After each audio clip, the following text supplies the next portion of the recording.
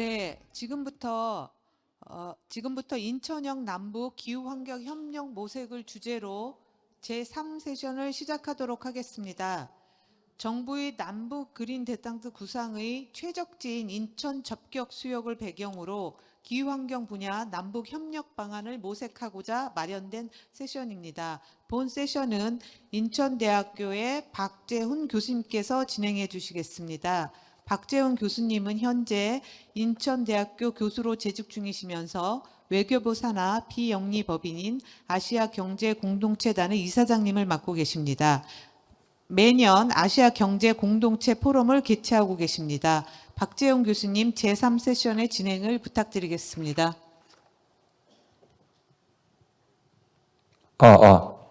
예, 감사합니다. 지금 소개받은 인천대 박재훈 교수입니다. 오늘 지금 제가 좌장을 맡은 세션이 이제 제목을 보니까 남북 그린 대탕트 세션의 첫 번째 세션 같은데요. 인천형 남북 기후 환경협력 모색. 그래서 오늘 이 세션에는 발표자가 3분 계시고 토론이 3분 이렇게 되어 있는 걸로 알고 있습니다. 그래서 지금 전체가 90분이라서 일단은 그 발표 3분의 발표를 차례로 듣고 그 다음에 그 토론자의 토론을 듣고 그 다음에 이제 그 질문이 있는 거에 대해서 발표자분께서 이제 대답을 하시고 그 다음에 플로어에서 이제 그 질문을 받아서 토론하는 그런 식으로 진행을 하도록 하겠습니다. 그 발표자분들께는 제가 일단 15분 각자 15분을 드리고 발표 3분이면 끝나면 토론자분들한테 각 5분 이렇게 시간 일단 배정을 하도록 하겠습니다. 저는 뭐 사회를 다른 데서도 많이 보지만 저는 딴 것보다도 사회자의 가장 큰 역할은 시간을 지키는 것이라 보고 있기 때문에 저도 가능한 말을 줄이고 일단 그 시간 지키는 데 최선을 다하도록 하겠습니다. 그리고 첫 번째 발표를 맡아주신 이우균 교수님을 간단히 소개를 드리면 고려대학교 환경생태공학과 교수로 계시고 고대 부설 오정 리질리언스 연구원장 이런 등등 기후환경 네트워크 공동대표 이런 등을 기후 관련해서 많은 활발한 활동을 하고 계신 걸로 알고 있습니다. 그러면 우리 이우균 교수님 발표 부탁드리겠습니다. 예, 고맙습니다. 방금 소개받은 고려대학교 이우균입니다. 제가 발표할 내용은 국제사회 기후위기 협력과 한반도 탄소 중립을 위한 협력 방안입니다. 바로 발표를 들어가겠습니다. 여러분이 아시는 것처럼 최근에는 매우 큰 흐름들이 일어나고 있고 그것은 저희가 아무리 거부하려 하더라도 거부할 수 없는 이러한 그 흐름입니다. 그 중에서도 기후변화 그리고 물 부족 그다음에 뭐 남한도 그렇고 북한도 그럴 건데요. 그 고령화 그리고 특히 남한은 그 도시화 그리고 국제적으로는 뭐 남북한도 그렇고 아까 기조발전에서도 말씀하셨습니다만 협력이 매우 중요한데 막연한 협력보다는 그래도 우리 그 두 나라한테 어떤 그 실리가 있는 이런 협력 방안이 중요하다고 생각이 됩니다. 제가 전공하는 이런 그 환경 쪽에서 보면 지구 생태계는 매우 위험한 그 상태에 놓여 있습니다. 이제 그 저는 토지 기반의 산업을 매우 강조를 하는데요. 그런 측면에서 보면 토지가 뭐 질소나 인 뭐 이런 거로 이미 오염이 많이 돼 있고요. 그 다음에 그 토지 위에 있는 여러 생물 다양성이 많이 그 쇠퇴돼 있고 그리고 그런 거로 인해서 또 있을 수 있고 또 거꾸로 거기에 영향을 미칠 수도 있지만 그 토지 시스템 변화와 기후 변화가 매우 심각하게 돼 있다. 이제 그래서 이런 것들이 그 우리가 극복해야 될 문제인데요. 북한과 남한의 경우를 보면 남한은 그 토지 황폐와 관련돼서는 이미 60년대에 심한 그 상태였고 그거를 70년대부터 극복한 경험이 있어서 그 극복한 것은 사실은 여기에 있는 뭐 생물 다양성 문제라든지 그리고 그 물 부족 문제라든지 토지 시스템이 사실은 극복이 된 거라고 보여집니다. 그런데 이제 북한은 여전히 그 토지 황폐가 심각하면 이런 것들이 여전히 남아 있어서 남한의 그런 경험과 북한의 그 현재 갖고 있는 상태가 협력이 가능하다고 보고요. 국제적으로 보면 이런 거를 이제 예적으로는 어떤 그 기후변화와 같은 지구 외적인 데서 들어오는 압력, 그리고 사회 시스템, 이런 것들이 조화스럽게 잘 결정이 되어야 지구의 생태계가 좀 더 안정화될 수 있다라고 얘기들을 합니다. 그러기 위해서는 매번의 의사결정이 그때그때마다 잘 되어야 된다. 매번 의사결정하는 것이 나쁜 방향으로 가면 소위 얘기해서 회복 탄력적이지 못한 방향이고 지구의 안정성이나 그리고 우리 인류의 지속 가능한 이런 발전 또는 생활이 위협을 받는다. 그런데 그런 것들이 매번 잘된 방향으로 의사결정이 되면 지구의 내외적인 이런 것들을 극복할 수 있다라고 합니다. 이제 남한과 북한의 문제를 보면은요, 아까 그런 메가트렌드와 연관돼서 남한은 여전히 이상 기후의 여러 가지 피해를 또 받고 있습니다. 최근에 산불의 대형화라든지, 그리고 농업 생산성의 저하도 분명히 나타나고 있습니다. 비가 너무 많이 온다든지 너무 덥다든지 이런 거고요. 그리고 물 관리도 여러 가지 어려움을 겪고 있습니다. 환경적인 측면에서는 도시화, 제가 통계로 보면 약 16% 정도의 도시에 90% 이상이 사는, 그렇게 되면 모든 것이 도시로 집중되기 때문에 인프라나 모든 것들이 토지의 불균형이 발생할 수밖에 없고요. 그리고 탄소 중립액 이런 국내외적 압박이 있을 수밖에 없고, 그거는 이제 경제의 발전 전략하고도 연계가 됩니다. 산림 복구 성공을 했는데 제2기의 산림 계획이 필요한 거고요. 북한은 저희보다 더 심각한 자연재해, 특히 이제 토수와 유출, 홍수, 가뭄 받고 있고요. 그리고 비체계적 토지 이용, 그리고 기회일 수도 있습니다만 여전히 기후변화 대응의 온실가스 감축 목표와 탄소 중립 목표가 있어야 되고, 특히 이제 황폐화된 산림 복구가 있어야 됩니다. 그런 면에서 보면 한반도는 아까 그런 토지라는 측면에서 보면 물, 식량, 에너지의 안정화가 우선 필요하고, 그리고 제가 여기 오늘 황해 포럼에서도 의미가 있을 것 같은데요. 한반도는 지형학적 특성상 순환의 고리, 즉 대기, 그다음에 해양, 육상 간의 이런 순환의 고리의 어떤 과학적 근거와 그걸 근거로 한 발전의 패러다임이 필요하지 않나. 그래야 인천의 지금 같은 황해 포럼이 의미가 있을 거라고 생각이 됩니다.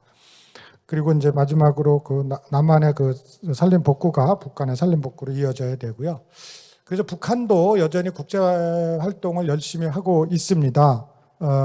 환경 관련 활동에 참여를 하고 있는데요. 우선은 최근에 2017년 IUCN 총연맹, 지금 IUCN 리더스 포럼이 제주도에서 열리는 걸로 알고 있는데요.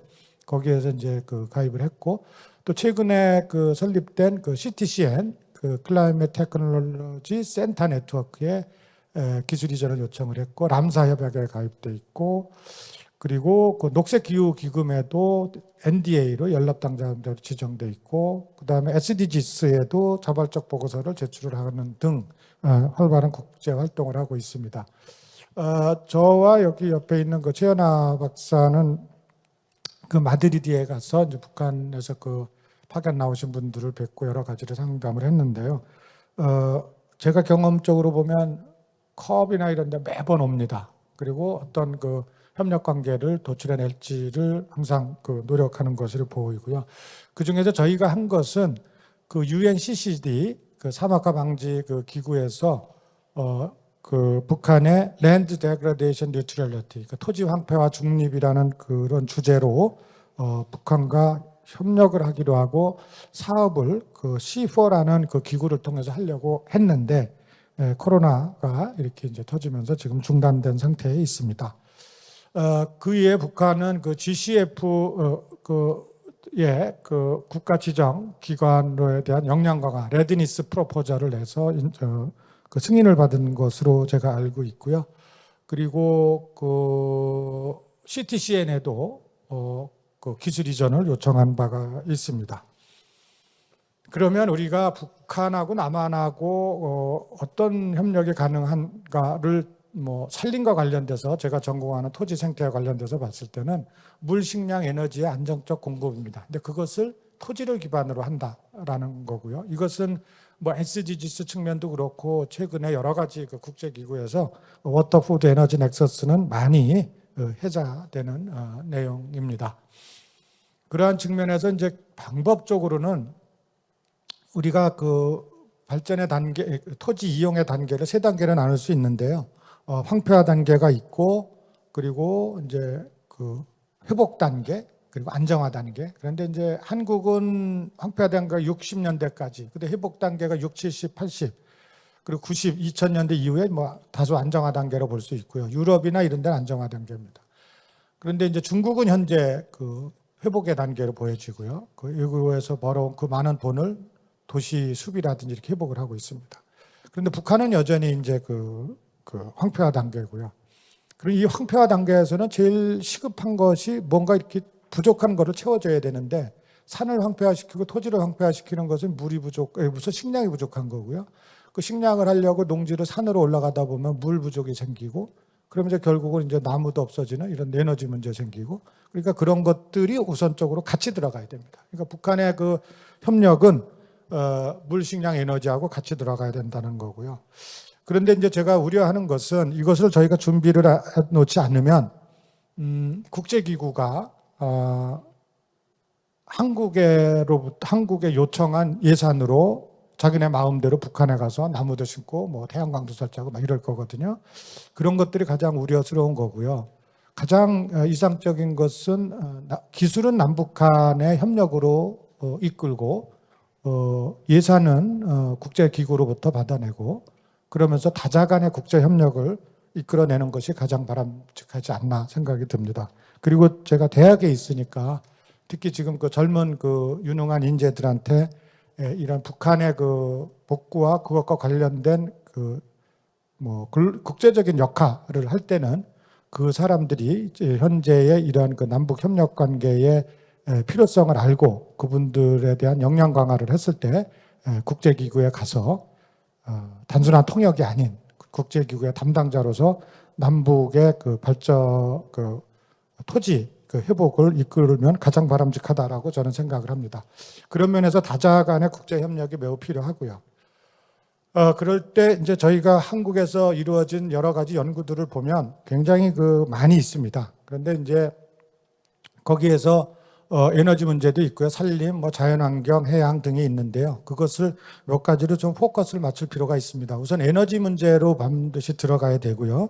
그다음에 그 북한에서 수용 가능한 그리고 북한에서 가장 좀 필요로 하는 이러면 재해도 예방하고 그 적정 기술형으로 들어가야 되고 그리고 남한의 어떤 현재 기술력, 뭐 AI라든지 그다음에 그 위성 기술 이런 것들도 함께 들어가야 미래지향적인 협력이 가능하다고 생각됩니다.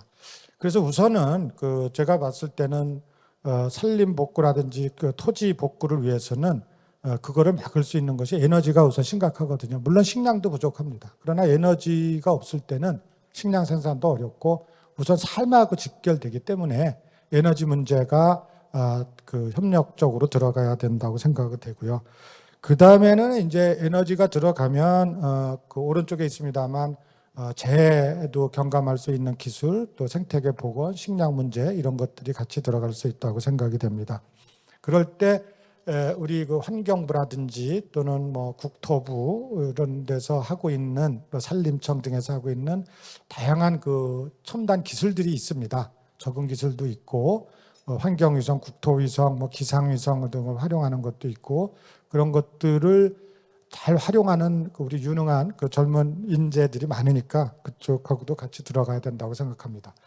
저희가 최근에 그린 대탕트를 많이 얘기를 하는데요. 그런 이러한 그 한반도의 발전이 우리 그 남북한의 협력적 발전이 한반도의 발전으로 이어지기 위해서는 이것을 이제 많이 보급을 해야 되는데 제가 그 관심을 갖는 것은 북한을 넘어선 한반도를 넘어선 소위 말해서 중위도, 중앙아시아 쪽으로 진출을 하는 겁니다. 거기에 보면 중앙아시아는 저희하고 똑같이 물 부족, 적은 강수량으로 물 부족이 매우 심각하고요. 놀라운 것은 지구 인구의 반 정도가 거기에 삽니다.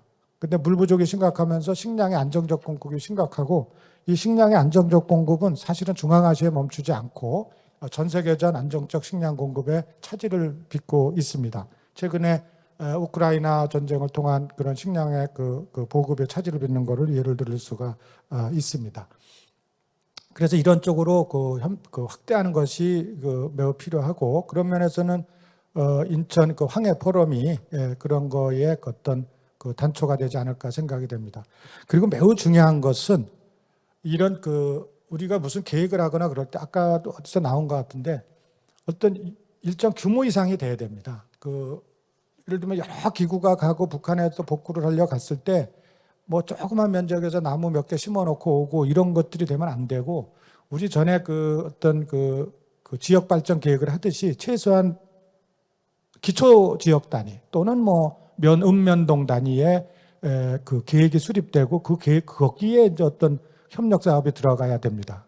학문적으로 보면 그거를 유역 또는 경관 단위라 그러는데요. 북한이 오히려 그런 거를 실현하기가 더 쉬울 수도 있습니다. 남한은 여러분이 다 아시는 것처럼 필지 단위로 쪼개져 있고 그 필지의 소유주가 다 달라서 소위 이해 당사자가 너무 많습니다. 그럼 지역 단위에 무슨 계획을 하려면 너무 어렵거든요. 그런데 기술은 다 돼 있습니다. 저희 연구실에서도 돼 있고 다 돼 있는데, 북한에 이런 거를 하려면 오히려 그런 저도 정확하게 모릅니다만 소유 구조나 이런 게 좀 저희보다는 느슨할 것 같고, 그러면 북한의 특정 기구 특정 지역을 선정해서 유역 단위의 계획이 들어가면 남한의 기술이 오히려 적용되기 편하다라는 생각이 들고요. 이거는 저희 연구실에서 해본 연구입니다. 왼쪽일까요? 보이는 것이 한반도 유역도고요. 그다음에 가운데가 있는 것이 기후변화 민감도, 위험도 이런 건데요. 이런 걸 평가하는 기술은 다 돼 있고요. 오른쪽에 보이는 것은 제가 최근에 관심 있게 하고 있는 건데, 리 단위의 탄소 수지, 카본 버시 지도입니다. 그러면 이러한 정보 기술들이 다 있기 때문에 북한에서 어떤 특구만 지정을 하면 그 특구에 대한 이런 면밀한 분석을 통해서 유역의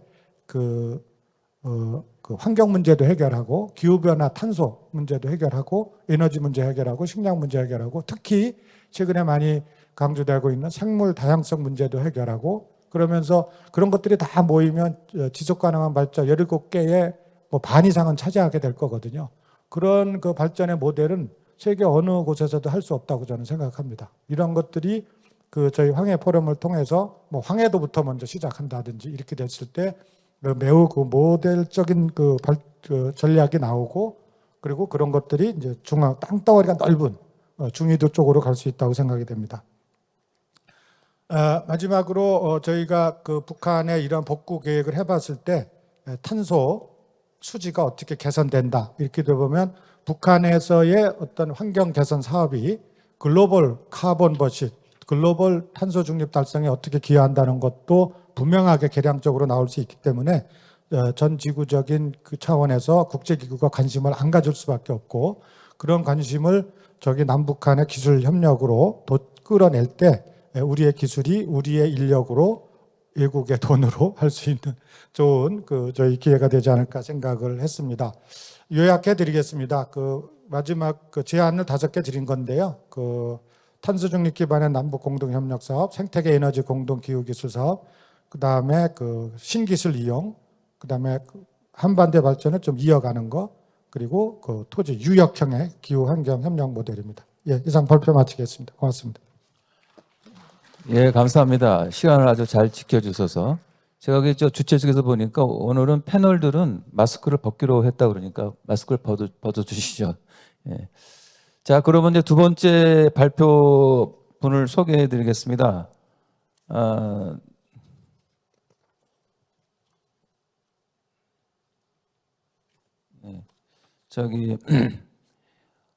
명수정 박사님이신데요. 현재 한국환경연구원 선임연구원에 계시고, 통일부 정책자문위원회 자문위원, 민주평통 보건환경분과 상임위원 등을 지금 하고 계십니다. 우리 명 박사님 발표 부탁드리겠습니다. 안녕하세요. 안녕하세요. 방금 소개받은 한국환경연구원의 명수정입니다. 오늘 제가 요청받은 제목은 정부의 기후환경 정책과 남북 협력 방향에 대한 내용을 요청을 받아서 발표를 드리겠습니다. 크게 기후 환경에 관련되는 국제 동향하고 그리고 국내 동향 그리고 앞으로 기후 환경 분야에 있어서 남북이 어떤 방향으로 갈 것인지에 대한 협력 방향을 말씀드리겠습니다. 최근에 이제 IPCC라는 기후 변화에 대한 정부 간 패널에서 6차 평가 보고서가 워킹그룹 1을 시작으로 해서 이제 워킹그룹 2, 3 계속 나왔습니다.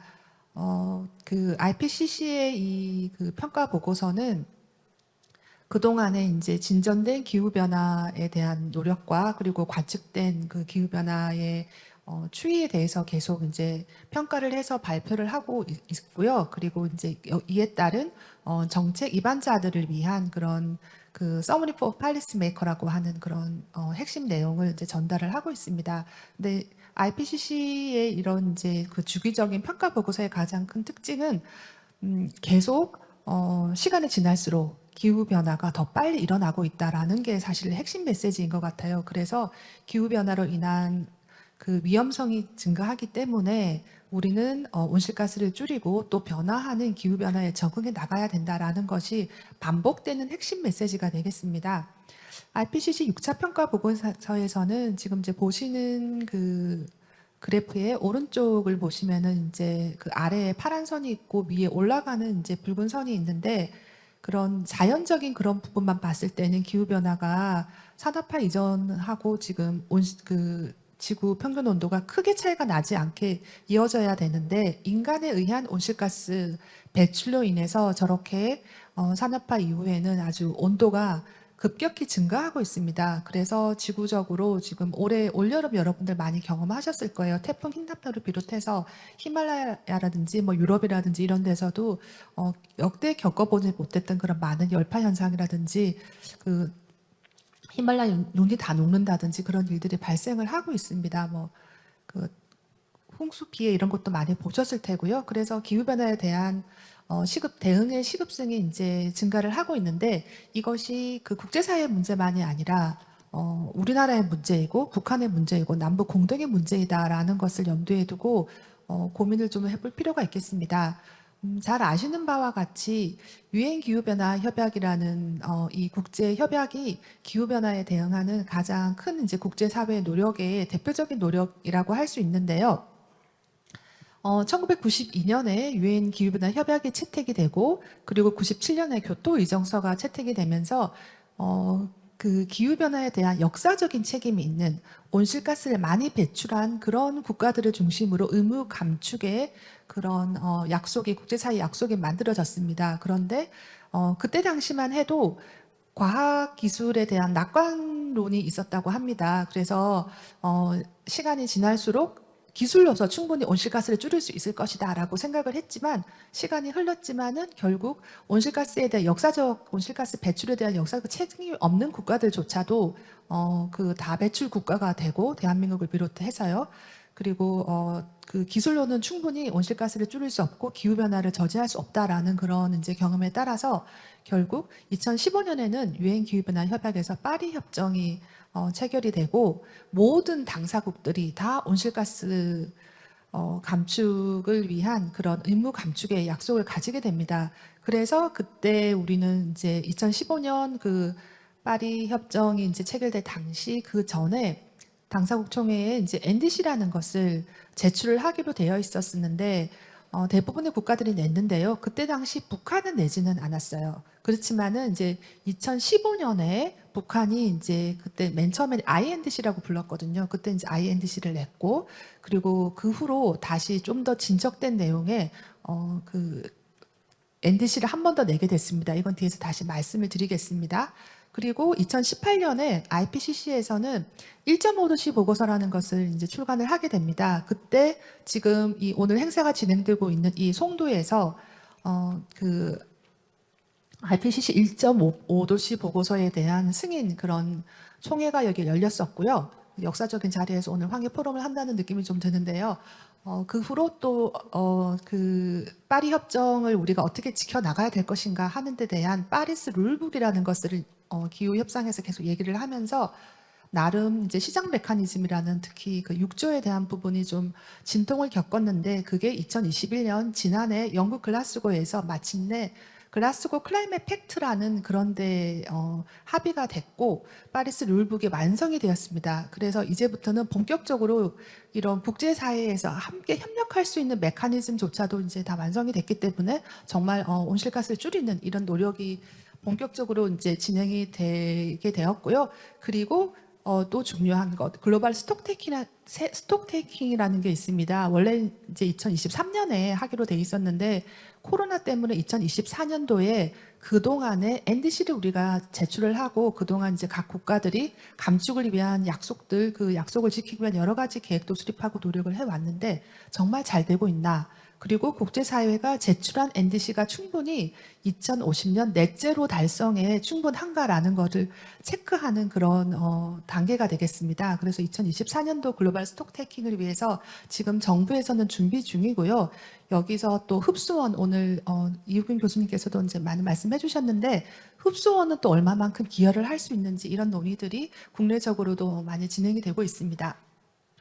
그래서 파리 협정은 2015년에 제21차 기후변화 협약 당사국 총회에서 이제 채택이 됐고 목표는 그 전까지만 해도 우리가 지구 평균 기온 상승을 2도씨 이하 정도로 유지하면은 그래도 충분히 우리가 적응할 수 있을 것이다라는 얘기들을 했는데 기후변화 협약 이제 거기서 특히 적응 분과에서 회의를 할 때는 많은 개도국들, 특히 아프리카 국가와 군소도서 국가들이 이걸로 충분하지 않다. 1.5도씨까지 저지하는 걸로 더 강하게 나가야 된다라는 얘기들이 되면서 1.5도씨 달성을 위해서 좀 노력하자라는 걸로 좀 정리가 됐고요.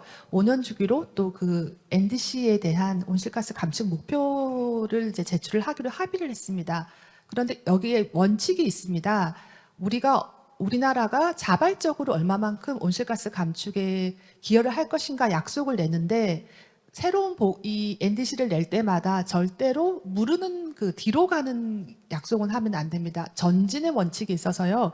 우리가 30%를 감축하기로 약속을 했다. 그러면 그 다음번에는 절대 그 이하로 줄이겠다고 번복해서는 안 되고 더 많이 감축하는 걸로만 하기로 그렇게 전진의 원칙이 있습니다. 그래서 우리나라도 그런 약속을 지금 지키기 위한 NDC를 좀 더 상향으로 해서 내고 있고요. 이에 따라서 이제 전 세계 국가들이 탄소 중립을 이제 앞다투어 선언을 하고 있고 많은 국가들이 국내적으로도 자국 국가 내에서 그런 법제화하는 그런 것도 하고 있습니다. 우리나라도 탄소 중립법이 만들어지면서 넷제로를 달성하기 위한 그런 노력을 기울이고 있는 국가로 분류가 되고 있습니다. 참고적으로 북한은 법제적으로는 아직 그런 국가로는 분류되진 않았고요. 그리고 주요 국가에서 이제 온실가스 감축 목표를 이제 선언을 했습니다. 우리나라는 지난 글라스고에서 좀 더 상향된 목표로 감축 목표를 얘기를 했고요. 영국, 프랑스, 독일 다 아주 상당히 높은 그런 이제 감축 목표를 정하고 대부분은 이제 2050까지는 2050년까지는 탄소 중립을 넷제로를 달성하겠다라고 국제사회에 선언을 한 그런 상황입니다. 국제사회에서 이 탄소 중립 달성을 위한 좀 그 포괄적인 그런 대표적인 정책으로는 유럽의 그린딜을 들 수가 있겠습니다. 사회 전반에 걸쳐서 유럽 그린딜이 모든 것을 다 담고 있는 그런 법인데요. 특히 이제 자연을 보호하겠다, 프로텍팅 네이처라고 해서 이 자연 기반 해법을 되게 강조를 하고 있고 이것뿐만이 아니라 이제 에너지라든지 뭐 모든 분야, 농업이라든지 그런 그 사회 전반에 걸쳐서 다 온실가스를 줄이고 그리고 탄소 중립을 달성하고 그렇지만은 거기에서 그치지 않고 더 나은 자연 환경을 만들고 사회적으로 되게 리질리언트한 그런 사회로 갈 수 있도록 하는 아주 포괄적인 그런 정책을 세우고 있습니다. 이 유러피안 그린 딜이 우리나라의 그 대한민국의 그런 그린 뉴딜에도 되게 이제 영향을 미친 그런 법이라고 할 수가 있겠습니다. 뭐 산업부문이라든지 그런 전략들도 있는데요. 오늘 이훈 교수님 발표와 이렇게 이제 맥을 같이 봤을 때 제일 우리가 좀 주목할 만한 그런 국제사회 움직임이 남북협력의 관점에서도 NBS가 아닌가 생각이 됩니다. NBS는 자연기반 해법이라고 하고요. Nature Based Solution인데 그 사회 환경 그런 전반적인 문제에 있어서 해법을 기술이라든지 그런 데 좀 국한되기보다는 좀 더 자연을 활용하는 그런 접근이고요. 그래서 좀 비용이 좀 덜 든다. 그렇지만 시간은 좀 많이 들 수 있고 또 많은 면적의 토지가 필요하다라는 그런 특성이 있습니다. 그렇지만은 그 기술이라든지 약품이라든지 그런 것보다는 자연을 쓰기 때문에 인간 복지에 도움이 되고 생물 다양성을 증진시킬 수 있고 그 국가적으로 되게 건강한 생태계를 만들 수 있는 그런 혜택을 가지고 있습니다. 자연기반 해법으로는 이제 뭐 연안 생태계를 보호한다든지 특히 이제 저런 부분은 오늘 이 황해 포럼에서도 되게 그 의미가 있는 그런 부분일 텐데요. 생태계를 복원을 하고 또 블루 카본이라고 해서 연안 생태계가 저장할 수 있는 탄소 흡수량을 좀 증진시킬 수 있는 그런 장점이 있고요. 내륙에서도 습지를 보호하고 뭐 하천이라든지 도시 내에서도 이 수공간을 만든다든지 뭐 그린 인프라를 만든다든지 해서 생태계를 건강하게 하면서 또 동시에 기후변화 적응과 완화를 도모하는 그런 접근입니다. 그래서 좀 이 NBS가 남북 협력에 있어서 되게 좀 잘 활용될 수 있는 그런 부분이라고 생각이 되는데요.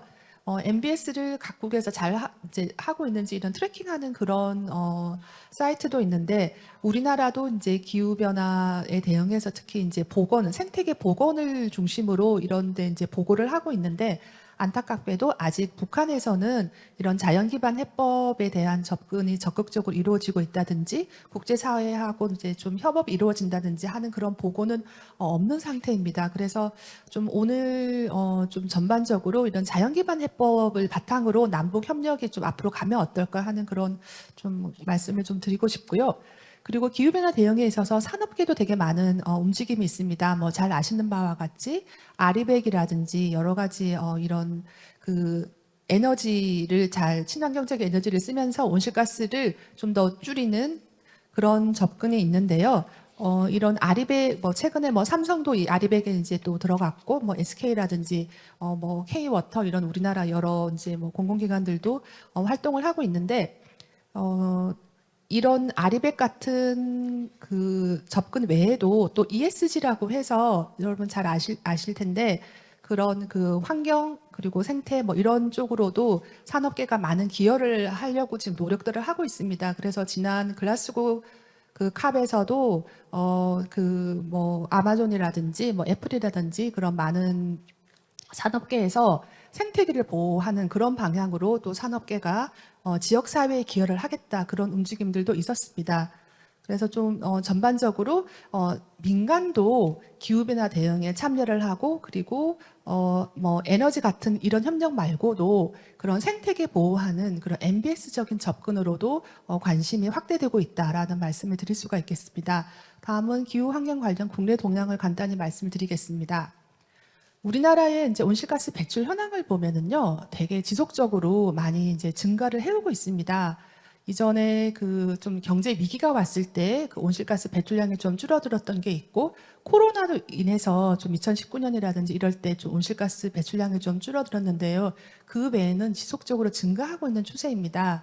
근데 여기서 우리가 좀 주목을 할 부분은 지금 보시는 그래프의 아랫부분입니다. 이 아랫부분은 초록색으로 되어 있는 저 부분이 자연에 의해서 온실가스가 흡수되는 부분이거든요. 그래서 오늘 좀 제가 계속 강조를 하고 싶다고 하는 그 자연 기반 해법으로서 온실가스를 주로 우리가 이제 배출을 많이 하잖아요. 에너지 쓰는 게. 그렇지만은 나무를 심는다든지 뭐 토양을 보존을 한다든지 그 연안 습지 블루카본을 증진을 한다든지 이런 식으로 해서 온실가스를 흡수를 하는 부분이 있다는 거죠. 그래서 흡수를 많이 하면은 배출한 부분을 상쇄시켜 줄 수 있기 때문에 어느 정도는 그 탄소 중립 목표 달성에 이제 기여할 수 있는 부분이 있다. 그런데 이 접근은 생태계를 건강하게 할 수 있는 그런 장점도 있다라고 강조를 할 수가 있겠습니다. 탄소 중립의 흐름은 뭐 국제사회와 우리나라의 흐름을 조금 이제 이렇게 같이 본다면은 뭐 이전에 이제 기후변화 협약 채택부터 이렇게 쭉 이어지는데 지난 그 글라스고 기후 합의에서도 그 뭐 석탄을 더 이상 이제 뭐 안 쓰게 한다든지 그런 내용들도 있었지만은 그 글라스고 클라이맥 팩트의 그런 이제 커버 디시전 그런 데서 보면은 이제 그 생태계의 중요성, 그런 완결성, 인티그리티라든 그런 부분에 대단히 많이 강조가 되면서 MBS적인 그런 측면이 좀 더 주목을 받았습니다. 당사국이었던 영국 정부도 MBS를 대단히 많이 이제 강조를 했었고, IUCN이나 WWF라든지 그런 여러 관련 기관들도 부대 행사를 하면서 이런 데 대한 인식 증진을 위해서 많은 활동들이 이루어졌었고요. 그 우리나라 네, 정리 좀 부탁드립니다. 예. 네, 우리나라의 흐름을 네, 흐름을 보시면은 네, 그 이제 탄소 중립 위원회가 만들어졌고, 그리고 이제 NDC에 대한 그 발표가 좀 상향 발표가 지난 연말에 좀 이루어졌었습니다. 그래서 우리는 탄소 중립에 대한 이 그 활동에 좀 시급성이 있는 그런 국가다라고 말씀드릴 수가 있겠고요. 우리나라의 탄소 중립 전략은 2050 탄소 중립 전략 3+1이 있었습니다. 그래서 경제 구조라든지 저탄소 생태계라든지 여러 가지 그런 접근이 있었고, 그리고 제도적인 접근을 강화하는 것이 있었고, 말씀드린 바와 같이 그 온실가스 감축 목표를 더 상향 조정을 했기 때문에 다방면에서 국가 전체가 이제 노력해서 온실가스를 줄이는 그런 것이 이제 노력이 시급하다라고 할 수가 있겠고요. 그리고 이제 또 산업계가 결국 이제 많이 발출을 해야 하니까 산업계가 함께 적극적으로 노력을 해야 되는데, 이를 위해서 녹색 금융이 제도화됐습니다. 그래서 뭐 그린 텍사노미라든지 이런 것들이 만들어졌고요. 그리고 환경부에서 이제 탄소 중립을 여러 가지 측면에서 같이 이제 다른 부처와 노력을 하고 있는데, 여기서도 말씀드린 바와 같이 흡수원에 대한 관리가 확대가 되고 있습니다. 그래서 보호 지역을 확대한다든지 도시라든지 수변 지역에 탄소 흡수원을 확대하는 방향으로 해서 생태계도 건강하게 하고, 그리고 온실가스도 줄이는 그런 노력을 기울이고 있습니다. 자연 생태 기반의 온실가스 감축 전략에 대한 내용이고요. 이거는 이제 자료 참고하시면 될 것 같고요. 그러면은 남북 기후 환경을 위해서는 우리가 어떻게 할 것인가 협력 방안을 간단히 살펴보겠습니다. 남북 협력을 위해서는 전반적으로 기후 변화 적응하고 완화를 함께 가야 된다고 생각을 합니다. 온실가스가 북한에서도 이제 많이 많이는 아니지만 배출이 되고 있기 때문에 일단 함께 온실가스를 줄이는 그런 기후변화 완화의 측면에 협력이 필요할 것이고요. 그리고 북한에서는 기후변화가 더 빠르게 진행이 되고 있습니다. 그렇기 때문에 변화하는 기후변화에 적응하는 그런 노력, 즉 기후 리스크에 대한 관리 두 측면이 함께 협력으로 이루어져야 될 것이고요. 북한이 제출했다고 하는 NDC를 잠깐 살펴보겠습니다. 2016년에 북한이 이제 인텐디드 앞에 붙여가지고 INDC를 제출을 했는데요. 지금 보시는 붉은 그 그래프가 막대가 이제 북한이 배출하고 있는 온실가스량인데, 북한이 자발적으로 온실가스 배출량을 줄여서 저 파란 막대만큼 더 작게 배출을 하겠다고 했고, 그렇지만은 만약에 국제사회가 우리나라를 도와준다면 우리는 더 많이 줄이겠습니다라고 하는 것이 저 초록색 막대 그래프입니다. 그런데 이제 2019년에 북한이 2차 NDC를 또 다시 한 번 더 냈어요.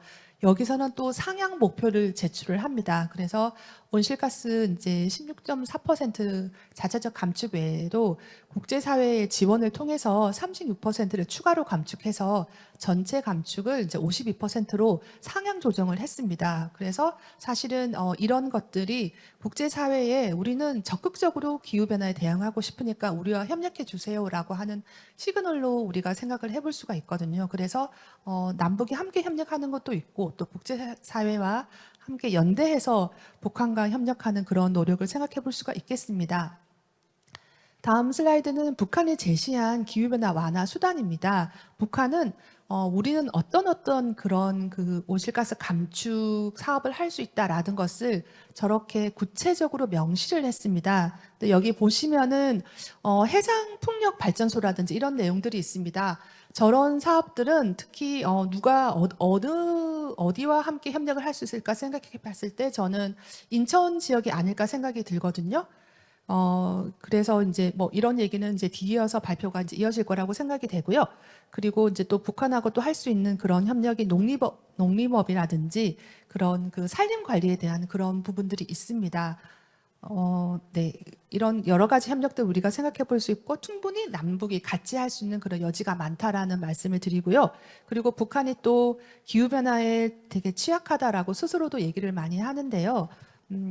기후변화 적응을 위한 그런 협력도 할 수가 있습니다. 특히 이제 또 북한이 어떤 적응 수단이 있다라고 이제 스스로 좀 제시를 한 게 있는데 연안 지역에 대한 협력이라든지 뭐 농업, 수자원, 뭐 생태계 이런 부분들은 이 인천 지역을 비롯해 가지고 남한하고 되게 서로 협력할 수 있는 그런 여지가 많기 때문에 이런 부분들을 시작으로 해서 남북 협력을 할 수 있을 것이라고 생각이 됩니다. 그리고 이제 다시 남북 관계가 좀 더 대화의 물꼬가 트인다면은 2018년에 있었던 남북 평양 공동 선언과 남북 환경 협력을 좀 되짚어 볼 수 있습니다. 다시 저 밑으로 돌아가서 어떤 협력부터 할 수 있을지를 생각해 볼 수 있을 텐데요. 그때 당시 어떤 얘기를 했냐면 남과 북은 자연 생태계 보호 및 복원을 위한 남북 환경 협력을 적극 추진하기로 하고 특히 이제 산림 분야 협력을 위해 이제 우선적으로 노력한다라는 그런 이제 얘기를 했습니다. 그래서 지난번에 얘기하다가만 그 자리로 다시 돌아가서 남북 협력을 하면은 더 효과적인 그런 협력이 더 빠르게 이루어지지 않을까 하는 생각이 듭니다. 결론을 말씀을 드리면은 기후변화 대응을 해서 남북 협력의 방향은 북한의 이제 기후 리스크를 고려를 해야 된다라는 그런 측면이 있고 그리고 이제 우리나라 국민들의 그런 또 지지를 받기 위해서도 북한의 취약계층을 생각하는 그런 협력을 해야 될 거라고 생각이 됩니다. 그리고 남북한 모두의 니즈가 다 고려될 수 있을 것이고요. 그럴 경우에는 이제 서로가 윈윈할 텐데요. 이런 그 윈윈의 방향으로 갈 때 남북 교류가 더 강화될 것이고 이것이 신뢰 회복으로 이어질 것이고 우리가 이야기하는 그린 대탕트가 바로 기후변화 대응을 통한 협력으로 이루어지지 않을까 하는 생각이 듭니다. 그리고 이럴 때 그 수단으로서는 뭐 전략으로서는 좀 민간 부분이 좀 더 적극적으로 좀 나섰으면 좋겠고 그리고 국제사회하고 연대하는 그런 여지가 많이 있다고 생각이 됩니다. 그래서 궁극적으로는 우리 모두가 지속가능한 사회로 발전할 수 있는 기회로 삼는 것이 필요하지 않을까 하는 말씀을 드리면서 제 발표를 마치겠습니다. 감사합니다. 예, 수고하셨습니다. 어떤 시간을 충분히 많이 못 드려 죄송한데 어쨌든 그래도 좀 시간을 좀 지키셨으면 좋겠어요. 왜냐하면 이게 한 사람이 밀리다 보면 계속 그렇게 되고 딴 사람도 또 앞에 사람이 시간을 많이 줬는데 왜 나는 또 적게 주냐 이런 얘기를 할 수 있기 때문에 그 시간은 지켜주셨으면 좋겠습니다. 그다음 세 번째 발표를 이제 시작하겠습니다. 세 번째 발표는 우리 여기 인천 주최 측의 인천연구원의 남근우 박사님이신데 현재 그 도시사회연구부 연구위원으로 계시고 인천 난정평화교육 운영위원으로도 계시고요. 남북교류협력지원협회 교육지원실장, 한양대 연구교수로 계시고 하여튼 이번 행사의 주최를 실무 책임을 맡고 있는 걸로 알고 있습니다. 우리 남 박사님 부탁드리겠습니다. 네, 인천연구원 남근우입니다.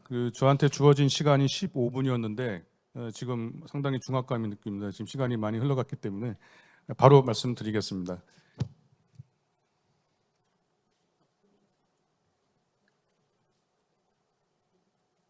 네, 크게 이제 그 그린 대탕트의 개념 간단하게 말씀을 드리고요. 한반도 기후 변화 현실 그리고 인천 접경수역의 중요성 그리고 정책 방향에 대해서 말씀을 드리겠습니다. 앞서 두 선생님들께서 그 한반도 차원 그리고 국제 차원에서 이루어지는 기후 환경의 현실과 정책적 어떤 동향 그리고 이에 따르는 남북 협력 과제를 말씀을 드렸다면 저는 그것을 이어서 그린 대탕트의 최적지로서 인천 접경 수역에서 할 수 있는 남북 협력을 한번 모색해 보도록 하겠습니다. 그린 대탕트라고 하는 개념은 이제 그린과 대탕트가 이제 합성하지 않습니까? 그래서 환경 문제, 기후 변화 문제 이런 걸 통해서 협력을 통해서 국가 간 갈등과 협력을 한번 모색해 보자라는 개념이고요. 그 측면에서 남북 그린 대탕트 역시 이러한 환경과 어떤 기후 문제에 대한 남북 협력을 통해서 한반도에 한번 평화를 가져오자라고 하는 그런 개념이라고 볼 수 있을 것 같습니다. 지난 그 윤석열 정부가 출범하면서 120대 국정과제를 발표했는데요. 남북 관계는 전 정부에 비해서 전 정부가 5개의 국정과제가 있었다 그러면 이번 정부 들어서는 3개의 과제로 축소가 됐는데요. 그 중에 하나가 이제 그린 데탕트가 제시가 되었습니다. 미세먼지, 자연재난 등 공동 협력, 그리고 DMZ 그린 평화지대와 모색이 들어가 있는데요. 현재 그 현 정부의 그 남북 그린 데탕트가 구체적으로 어떤 사업이냐 아직은 그림이 그려져 있지는 않고요. 조만간에 나올 거라고 생각이 되면서 오늘 우리 황해평화 포럼에서 제시한 이러한 어떤 협력 과제들이 정부의 그린 데탕트 구성의 초안이 만들어지는데 좀 일조를 했으면 하는 그런 바람입니다. 그린 데탕트라고 하는 것은 이제 아시다시피 2012년도에 개념이 처음이 나왔는데요. 당시 2009년도에 그 저탄소 녹색 성장 기본법이 있습니다. 이것이 재작년에 개정이 돼서 탄소 중립 기본 성장법으로 바뀌었는데요. 당시에 그 저탄소 녹색 성장 기본법에 근거를 해서 그 녹색 성장 국가 전략 법정 계획이 만들어지면서 저탄소를 지향하는 그린 한반도라고 하는 정책을 추진하기 위한 하나의 방법으로 등장을 했었습니다. 이후에 그 박근혜 정부가 출범하면서 이 그린 데탕트를 하나의 그 통일 정책으로 본격적으로 이제 추진하게 되었고요. 그 앞서도 그 주 선생님들께서 국제적인 동향을 말씀을 해주셨는데요. 그 국제사회에는 1.5도씨 목표, 2.2도씨 억제가 이제 국제사회에 의해서 하나의 프로토콜로 기후 위기에 대응하자라고 하는 공동의 목소리를 냈습니다. 우리나라 역시 국립기상과학원에서 어떤 그 SSP 시나리오에 따라서 한반도 기후 변화를 향후에 전망을 했는데요. 보시다시피 그 2040 저탄소 시나리오에 의거해서도 미래 후반기는 벌써 2.6도씨가 상승이 예상이 되고 있습니다. 고탄소 시나리오에 의거한다 그러면은 이보다 더 높은 7도씨 상승이 예상되고 있기 때문에 현재 상황이라고 하면 한반도 즉 남북한 모두 국제사회에서 목표로 하는 1.5도씨 목표, 2.0도씨 억제라고 하는 목표에 부응할 수가 없는 그런 상황이라고 말씀드릴 수 있겠습니다. 자, 그렇다면은 이제 북한은 어떻게 얘기하느냐? 아까 우리 명승 박사님도 말씀을 해주셨는데요. 북한이 2016년도 그리고 2019년도에 국가 온실가스 감축 목표를 발표를 했습니다. 그러면서 그 안에서 자신들이 현재 처해져 있는 기후 환경의 현실을 발표를 했는데요. 보시다시피 북한 역시도 국제사회 국제적인 어떤 이런 기후 그 위기에 자유롭지 못하다는 점을 알 수가 있습니다. 특히 그 해수면이 이제 북한에서 예상하기로 2100년도까지는 뭐 0.67에서 0.89m 상승까지 예상하고 있고요. 이에 따라서 동서 해안선이 거의 뭐 100여 미터 정도 후퇴할 거로 이렇게 예상을 하고 있습니다. 미국 해양대기과학관리청에서 한반도의 가뭄 지수를 측정을 했는데요.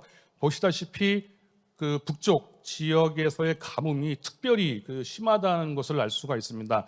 제가 파란색으로 원을 그린 부분들은 인천과 하고 있는 황해도 지역인데요. 황해도 지역에서의 가뭄 역시 매우 심각하다는 점을 알 수가 있습니다. 북한의 자연재난 발생 및 피해 현황을 보시게 되면요. 국제적십자연맹 그리고 북한의 기후변화 재난 위험 지수 그리고 세계적인 기후변화 위기를 측정하고 있는 그 루뱅대에서의 재난역학센터에서 발표한 여러 자료들을 보게 되면 북한은 전 세계적으로 기후 위기에 가장 취약한 그러한 지역으로 소개가 되고 있습니다. 북한 대기오염 현황도 역시 매우 취약을 한데요. 특히 서쪽 지역에 있는 지역들이 미세먼지에 매우 취약합니다. 물론 중국발 미세먼지의 영향도 있을 수는 있지만은 이 지역이 북한에서 중공업이나 경공업이 밀집되어 있는 이 부분들이기 때문에 이러한 부분들도 영향을 미쳤다라고 보여지고요. 특히 북한의 전력 공급의 비중을 살펴보게 되면 석탄에 의한 화력 발전의 비중이 월등하게 높은 것을 알 수가 있습니다. 그리고 북한에서 사용하는 가정별 그 연료 종류를 조사를 했던 마이스 조사를 보게 되면은 북한의 전체 그 시도 중에서도 인천과 접하고 있는 황해남도와 황해북도 지역이 특별히 심하다는 점을 이 도표를 통해서 알 수가 있습니다. 북한 역시도 기후변화의 인식에서 상당히 그 위기다라는 점을 스스로 느끼고 있는데요. 2020년 1월부터 북한 노동신문이 지금 통일부의 북한자료센터에 입수가 되질 못하고 있습니다. 코로나로 인해서 자료가 입수가 안 되고 있습니다. 물론 다른 방법으로도 얼마든지 볼 수는 있는데 제가 그래서 2018년도와 2019년도 2년치 노동신문을 통해서 북한의 기사를 전체를 한번 분석을 해봤더니 크게 4가지 정도로 요약될 수가 있습니다. 일단 북한에서도 국제사회의 기후변화, 위기 담론을 그대로 수용하고 있는 측면이 있고요. 기후변화에 대처하는 국제사회의 노력을 인정한다는 점, 그리고 기후변화 대응으로 인해서 에너지, 특히 아까 명성 박사님도 말씀하셨지만은 재생에너지 부분을 유독 강조를 하고 있습니다. 특히 태양열, 그리고 조수력, 그리고 풍력 에너지에 대한 부분들을 특별히 강조하고 있다는 점을 알 수가 있고요. 그 다음에 이제 과학농업이나 산림조성을 강조하고 있다는 점을 알 수 있었습니다. 제가 이제 이와 같이 아까 그 2분 발표를 들으면서도 한반도 그리고 국제사회는 기후변화에 의해서 결코 자유롭지는 않다. 이것은 국제사회가 함께 힘을 합쳐야 되는 부분이고, 아까 우리 앞서서도 통일 세션이나 아니면 우리 홍 장관님께서 말씀하셨던 이런 부분들을 놓고 봤을 때라도 결국에는 이 소극적 평화의 부분은 물론 중요는 하지만 이러한 부분들을 넘어서 남북한 간의 적극적인 평화를 모색할 수 있는 여러 가지 평화의 지점들이 있다. 그 중에 하나가 바로 이와 같은 어떤 그린 대탕트를 추구하는 부분이 아닐까 생각이 되고요. 그 중에서도 저는 주목하는 부분이 바로 DMZ가 아니라 바로 서해 이 지역입니다. 왜 제가 서해 접경 지역에 이 주목을 하는 이유는 일단은 법제도적인 측면에서 봤을 때 우리나라 헌법은 제3조에 의거해서 한반도와 그 부속도서를 우리나라 영토로 합니다. 다만 이제 북쪽 지역은 우리의 주권이 미치지 못하는 지역이죠. 그러나 중요한 것은 뭐냐면은 우리가 서해 지역은 과거에 남북 정상들 간의 평화 수역으로 만들자라고 합의를 한 바가 있습니다. 그러나 이 DMZ를 공동으로 이용하기 위해서는 사실 또 다른 남북 정상 간의 합의가 필요할 뿐만 아니라 현실적인 측면으로 봤을 때 여기는 유엔사의 참 안타까운 현실이긴 하지만 유엔사의 또 관할이라는 측면에서 승인이나 동의를 또 받아야 되는 측면이 분명히 존재를 합니다. 그러나 이와 달리 서해와 한강하고는 분명히 다릅니다. 1953년도에 우리가 정전협정을 체결할 때 국제조약의 성격을 갖지 않습니까? 거기서는 한강하고는 남북 한강이 공동으로 이용할 수 있는 중립수역으로 정해놨고요. 또 지난 남북 정상들 간에 이 서해 지역은 공동으로 평화수역으로 만들자라고 하는 합의를 한 지역이기 때문에 상당히 이 지역에 대해서 남북 한간이 협력할 수 있는 공간성을 갖고 있다라고 말씀을 드리겠습니다. 또한 여러분들 뒤에 있는 저희 황해평화 포럼 포스터를 한번 봐주시기 바랍니다. 물론 DMZ 지역은 나타나 있지는 않지만 DMZ 지역은 사람이 살고 있지는 않습니다. 산림과 동식물들이 존재를 하고 있고요. 그러나 서해와 한강하고 이 지역은 황해남도와 접하고 있을 뿐만 아니라 남포, 평양, 즉 주민들이 살고 있는 일상성이 존재를 한다는 점이 가장 크다고 볼 수 있습니다. 또한 북한은 지금까지 접경 지역, 특히 이 DMZ를 교류협력의 공간으로 인식하지 않습니다. 물론 이제 이것이 북한의 어떤 문헌이나 공식적인 발언에서 나타난 것이기 때문에 얼마든지 변할 수 있는 소지는 있다고 하더라도 북쪽에서는 그 비무장지대를 전선으로 보고 제거해야 될 전쟁의 산물로 보고 있기 때문에 전전 정부에서도 계속해서 이 DMZ를 활용하자라고 하는 다양한 아이디어에 대해서 거부의 의사를 분명히 밝혀왔습니다. 또 가장 중요한 것은 오늘 이 2분도 말씀하셨지만 이 지역은 그야말로 북한이 기후 위기를 극복하기 위한 정책 수요가 그대로 나타나 있다라고 말씀드릴 수 있겠고요. 특히 이제 아까 명승 박사님도 말씀하셨지만은 북한 국가온실가스 감축 목표에 나타난 정책 수요를 보게 되면 아까 말씀하셨지만 19가지가 있는데요. 19가지 중에서도 중요한 게 서해 풍력 발전 단지 이 부분은 공식적으로 북한이 국제사회에 요청을 하는 거고요. 나머지 19가지 모든 게 다 에너지와 관련된 부분인데 가정에서 사용하는 에너지 부분도 들어가 있습니다. DMZ는 사람이 살고 있는 곳이 아니기 때문에 북한의 정책 수요가 결코 그쪽에서 활용될 수는 없습니다. 바로 이 서해와 한강화와 접하고 있는 황해도 그리고 인천에서 할 수 있는 가장 적합한 북한 정책 수요에 호응할 수 있는 지역이라고 생각이 되고요. 아까 이제 명성 박사님도 말씀하셨지만은 맨 왼쪽에 있는 이 그린 색깔로 되어 이 부분이 바로 북한에서 국제사회에 재정적인 지원이 있을 경우에 이만큼 우리도 온실가스를 감축하겠다라고 말을 했고요.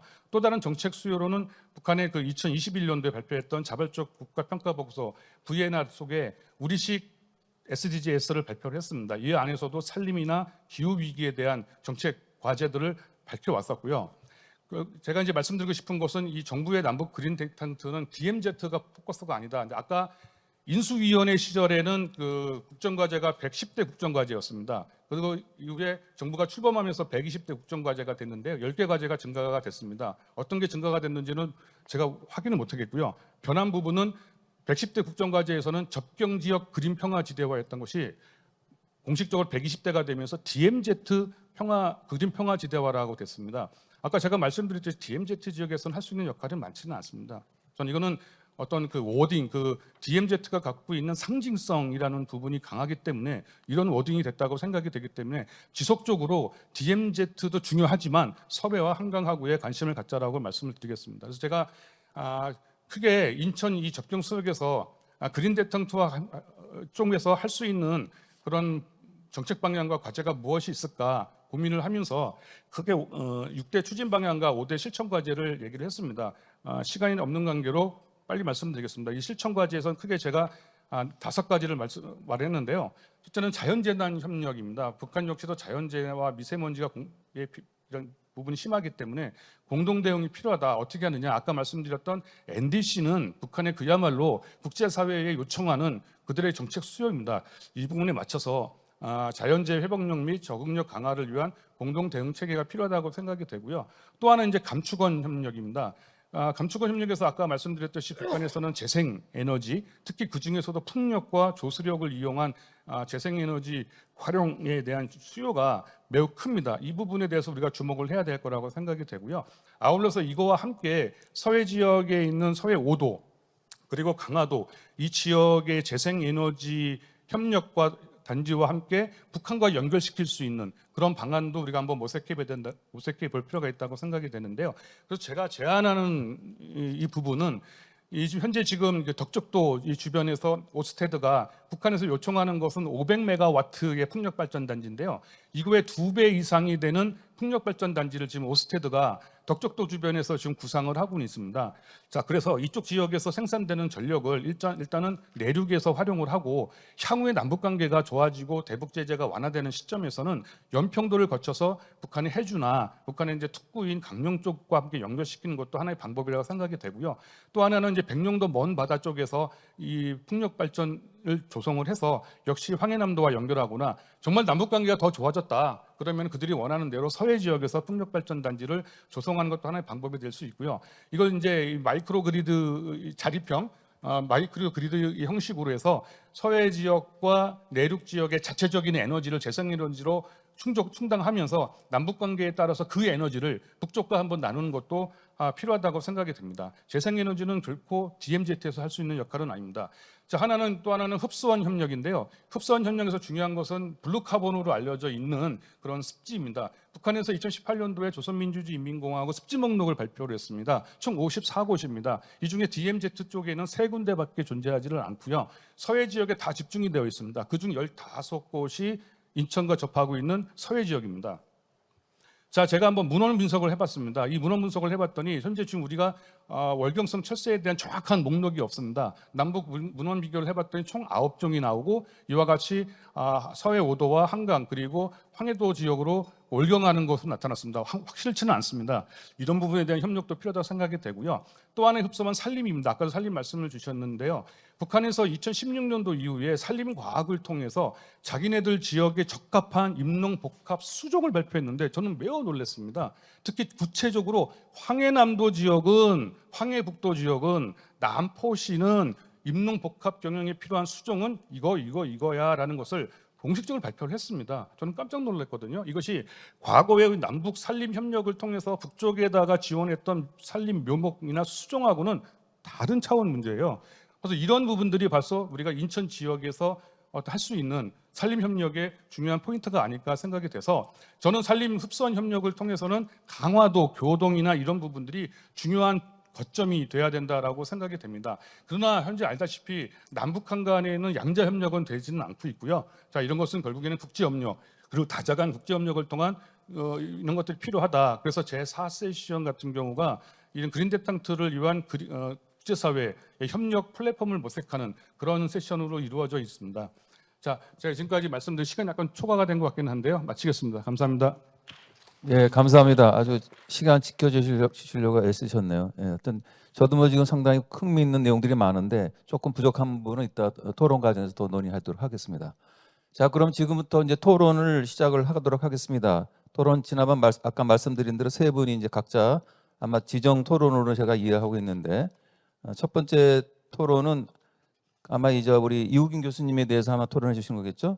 예, 우리 최연아 교수님 고대 오정 리질리언스 연구원에 계십니다. 현재 인천광역시 재복구 사업 사전심의위원회 위원으로 계시고 다양한 활동을 하고 계시네요. 민주평화통일 자문위원도 하시고 평화의료센터 자문위원도 하십니다. 자, 우리 최연아 교수님 시간 충분히 못 드리는데 하여튼 토론 부탁드립니다. 예. 네, 안녕하세요. 방금 소개받은 최연아입니다.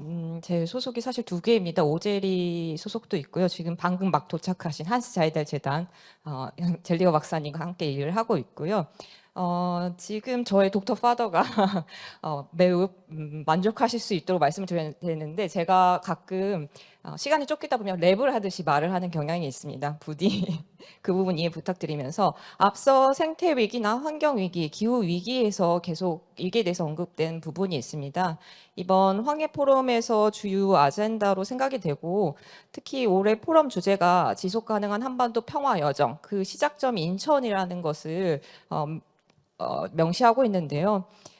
북한 전역 그리고 지역 단위 평가와 연구가 환경 생태에 대해서 이윤 교수님 말씀하셨던 것처럼 연구자적 접근, 즉 과학적인 접근과 중앙정부와 지방정부가 함께하는 그리고 정책 결정자가 주도하는 그러면서도 그게 정책이 실제 이행이 되는 사업으로 진행될 수 있도록 진행이 될 수 있도록 지원을 해야 되는데요.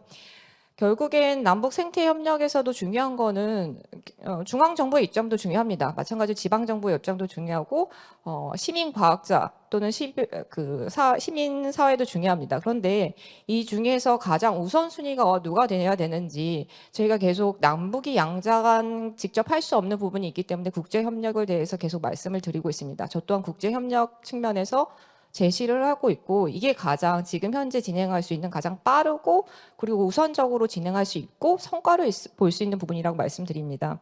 그러나 실제 저희가 협력함에 있어서 북한의 입장, 북한의 수요도 반드시 확인해야 되고 그러면서 이우균 교수님께서 말씀해 주셨던 부분 중에서 탄소 수지에 대한 부분, 지역 단위에 대한 부분이 있는데 한 예로 제가 알기로는 이우균 교수님 팀에서 2009년, 2010년 초창기 기후변화 취약성 평가를 할 때 국가 단위도 했지만 지역 단위, 그중에서도 인천광역시를 처음으로 먼저 우선적으로 시행을 했습니다. 그게 과학적인 접근과 함께 정책 결정자들이 기후변화 취약성이란 무엇인지 그에 따라서 적응과 감축 제한을 또는 정책을 어떻게 수립해야 되는지 이런 부분을 제시했던 부분이 있습니다. 그런 것처럼 북한이 또 유사한 형태의 접근이 필요하고 연구자, 즉 과학적인 접근도 분명히 필요합니다. 탄소 수지 입장에서. 그러면서 교수님께서 설명해 주셨던 육상 생태계의 중요성 그리고 회복 토지 황폐화의 보건기 측면의 접근도 필요한데 저희가 오늘은 황해 즉 서해 쪽에 가까운 부분에 있기 때문에 해양 생태계에서 제시하고 있는 탄소 흡수원, 블루카본이라고 앞서 남건호 박사님이랑 명수정 박사님께서 말씀해 주셨던 부분도 검토가 되어야 될 것 같습니다. 그랬을 때 교수님 팀에서 진행하고 있는 그 물질 순환, 생태계 물질 순환이 어떻게 유역 단위 또는 경관 기반으로까지 좁혀져서 북한에 적용할 수 있는지 이런 부분에 대해서 의견을 주시면 도움이 될 것 같습니다. 그러면서도 지금 현재 이윤 교수님이 말씀하셨던 기후변화 그 당상학 총회에서 북한 대표단을 만나서 논의했던 부분들, 그 부분들이 다시 국제사회에 전달이 되고 그때 남쪽 관계자, 이윤 교수님 포함해서 정책 결정자분들 그리고 시민사회 관계자분들의 도움이 있었습니다. 그렇기 때문에 실제 북한이 UNCCD LDM 프로젝트 사업서 제안서를 제출했고 그것이 이행될 수 있도록 지금은 현재는 준비 단계라고 보고 생각하고 싶습니다. 멈춘 것이 아니라 준비하고 있는 것이라고 생각이 됩니다. 그런 측면에서 저희가 현재 진행하고 있는 이런 온라인 하이브리드 형태의 회의가 북한 대표단과 국제사회와 함께 진행될 수 있는 부분이 있습니다. 올 11월에는 람사르 총회도 있고요. 기후변화 총회도 있고 12월에는 생물 다양성 총회도 있습니다. 이게 결국에는 저희가 생각하는 국제협력 안에서 황해의 중요성 그러면서 남북 생태 또는 환경, 기후 대기 측면에서 어떻게 접근해야 되는 건지 이런 부분에서 논의가 가능할 것이라고 생각이 되고요. 또 하나는 또 개인적으로는 질문입니다. 저희가 자연 기반 해법에 대해서 논의를 하고 있고 저 또한 그것에 대해서 연구를 하고 적용성의 필요성을 인지하고 있습니다.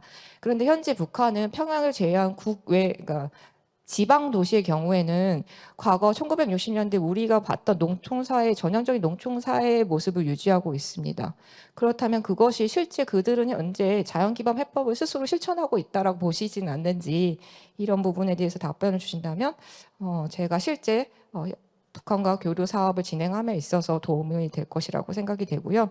오늘 이런 다양한 자리, 논의의 자리에 참석할 수 있도록 지원해 주신 남근호 박사님과 그리고 김태훈 연구원님 그리고 많은 관계자분들께 감사드립니다. 감사합니다. 예, 감사합니다. 아주 시간을 잘 지켜주셨나요? 예. 다음은 이제 두 번째 토론은 우리 인천연구원에 근무하신 조경도 박사님이십니다. 현재 중앙환경정책위원회 위원으로 계시고 인천광역시 녹색성장위원회 에너지위원회 위원으로 일을 하고 계십니다. 자, 부탁드립니다. 네, 방금 소개받은 조경도입니다. 저는 아무래도 인천의 관점에서 북한과의 기후환경 협력에 관련된 말씀을 드려야 될 것 같은데, 뭐 제가 토론문을 256페이지에 뒀고 지금 화면에도 떠 있습니다만, 저는 아까 명수정 박사님께서 보여주신 NDC의 각 국가별 목표 연도들을 이렇게 보면서 제가 중간에 대한 건 별로 그렇게 크게 관심이 없습니다. 왜냐하면 중간에 속해 있는 2050년까지 탄소 중립하겠다는 나라들은 세 가지 중에 하나거든요. 거짓말하고 있는. 그러니까 잘 빨리 할 수 있는데 천천히 하겠다고 거짓말을 했거나 할 수 없는데 2050년까지 하겠다고 거짓말하고 있거나 자기들이 어떤 상황인지 모르는데 하겠다고 거짓말하고 있거나 세 가지일 겁니다. 근데 저는 주목하는 것은 양극단에 있는 나라들입니다. 우리가 작년에 제가 이 자료 가지고 모여드리면 수리남이라는 나라가 있었어 이렇게 얘기하시는데 요즘 이제 설명 안 해도 다 아십니다. 수리남하고 부탄은 이미 탄소 중립을 하고 있는 나라, 네거티브 하고 있는 나라입니다. 그리고 몇 개의 나라들이 또 있죠. 그리고 되게 이제 이 몇 개 좀 일찍 하겠다는 나라들을 보면 되게 굉장히 열심히 하겠다. 또 그리고 지금까지 성과를 내왔던 나라들입니다. 그렇지만 2050년 넘어서 우리는 할 수밖에 없다고 얘기하는 나라들이 있죠. 굉장히 솔직하거나 아니면 약간 무대포식으로 우리는 당분간 기후 문제보다는 경제 문제, 오염실가스를 더 배출하는 쪽에 치중할 수밖에 없어. 싱가포르같이 우리는 도시국가이기 때문에 도대체 흡수할 수 있는 다른 버퍼를 전혀 갖고 있지 않아. 이런 모습들이죠. 저는 이 과정에서 북한은 어떤 선택을 하느냐에 따라서 우리가 어떤 목표를 실천할 수 있게끔 도와줘야 될 건지 아니면 목표 자체를 인정을 했을 때 어떤 노력의 수단들을 지원을 해야 될 것인지 그 선택에 굉장히 저희들이 초점을 맞춰야 되는 게 아닌가 싶습니다. 왜냐하면 2019년에 북한의 온실가스 배출량이 얼마인지 아십니까? 대개 추정되어 있거나 지금 대외적으로 발표되어 있는 게 5천만 톤 정도 됩니다. 우리 인천의 현재 직접 배출량이 5,500만 톤 정도 됩니다. 그러니까 인천의 배출량보다도 북한 전체가 배출하는 온실가스 배출량이 적습니다. 그런데 아까 명수정 박사님과 남근호 박사님께서 발표해 주셨던 2030년에 우리가 노력해서 이만큼 줄일 거야 했던 양이 얼마인지 기억하십니까? 1억 7천만 톤입니다. 이게 기후 환경에 대한 노력을 하겠다는 건지 아니면 야심차게 열심히 온실가스를 더 배출하는 지향을 갖고 있는 것인지 거기에 어떤 도움을 내지는 어떤 수단에 대한 접근을 우리가 하는 게 유효할까 하는 고민이 사실은 선행돼야 되는 게 아닌가 하는 그런 생각을 가지고 있고요. 이제 그런 맥락에서 보면 제가 발제문에 토론문에 드렸던 그리고 또 명수정 박사님도 언급하셨던 IPCC 6차 보고서의 메시지는 사실은 명 박사님이 말씀해 주셨던 메시지도 있지만 제가 정의하는 메시지는 그렇습니다. 기후변화가 점점 심각해지고 있어라는 쪽에 굉장히 막연한 불안감을 키워왔던 것인데 거기에 워킹그룹 3의 보고서는 우리한테 그래도 가능성이 좀 있어. 우리가 지금까지 하는 방식 말고 좀 다른 방식의 수요 관리라든가 근본적인 해법들을 강구하면 과학기술적인 해법 말고 다른 걸로도 한 40% 이상은 줄일 수 있어라고 하는 메시지를 던져주고 있습니다. 저는 이제 그런 부분에 있어서 지금 최 교수님께서도 말씀하셨던 북한이 이미 네거티브 상태는 아닐까? 부분적으로 보면. 그러니까 북한의 서쪽은 뭐 플러스 상태이겠지만 북한의 동쪽은 마이너스 상태가 이미 돼 있는 것은 아닐까? 그 부분을 더 확대하거나 더 나빠지지 않도록 하는 노력은 우리가 어떤 방식으로 접근해야 될까 하는 이제 숙제인데요. 뭐 그거는 이제 제가 포괄적으로 말씀드린 거고, 인천의 관점에서 기후 환경적인 맥락은 앞서 말씀해 주셨던 맥락과 크게 다르지 않습니다. 재생에너지 부분과 관련해서 해상 풍력 부분, 그렇지만 남근우 박사님 말씀하셨던 것처럼 접경 지역에서의 해상 풍력을 통해서 만들어지는 것은 북한 쪽에 상당 부분 제공한다라고 하는 대의적인 명분이 선행되지 않으면 쉽지 않은 부분이죠. 그래서 적어도 접경 지역에서의 해상 풍력 확대는 서해 5도의 자립섬, 에너지 자립섬의 맥락과 송배전을 고려해서 황해남도에 공급한다는 전제하에 진행이 되어야만 될 텐데, 그랬을 때 여전히 인천에서 생각하고 있는 배후항만, 풍력발전산업단지의 배후항만이 여전히 우리가 덕적군도를 염두에 두고 생각하고 있는 그 신항이나 남항이 배후항만으로서의 역할을 충실히 잘할 수 있을까? 그 부분은 저희들이 좀 고민해야 될 영역인 것 같습니다. 탄소 흡수 역량에 대해서 우리 갖고 있는 갯벌의 여러 가지 특성들, 그렇지만 우리 국가적으로도 NDC에서 블루카본에 의한 흡수 잠재량으로 제공했던 양들이 국제적으로 공인받고 있지 않은 영역들이 상당히 많습니다. 그래서 그 부분들에 대해서 인천과 또 국제사회와 비슷한 여건을 갖고 있는 나라들이 어떤 공동의 노력을 하는데 인천은 어떤 역할을 하고 북한은 거기에 어떤 역할 내지는 수혜를 받을 수 있도록 끌어들일 건가 하는 부분들이 매우 중요한 과제가 아닐까 싶습니다. 자연기반 해법에 대해서 많은 부분들이 관심 갖고 오늘도 많은 말씀들이 있었습니다만, 저는 자연기반 해법은 분명히 필요합니다. 왜냐하면 우리의 모든 과학기술이라는 게 처음부터 기후변화를 유발하고 환경오염시키겠다고 과학기술이 만들어진 건 하나도 없습니다.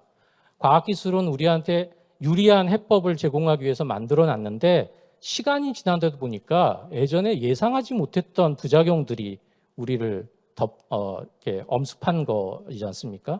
그래서 사실은 과학 기반의 해법이라는 것이 굉장히 많은 부작용을 낳을 수 있다는 그런 교훈 때문에 우리가 조금 더 포괄적이고 근본적인 해법으로 다가가자. 그게 일석이조, 일석사조, 5조의 해법을 만들 수 있기 때문이죠. 그런데 전제돼야 되는 것은 한꺼번에 굉장히 많은 환경 부하가 지금과 같은 밀도와 지금과 같은 강도와 속도로 부여가 될 때는 자연 해법이 감당하기 참 어렵습니다.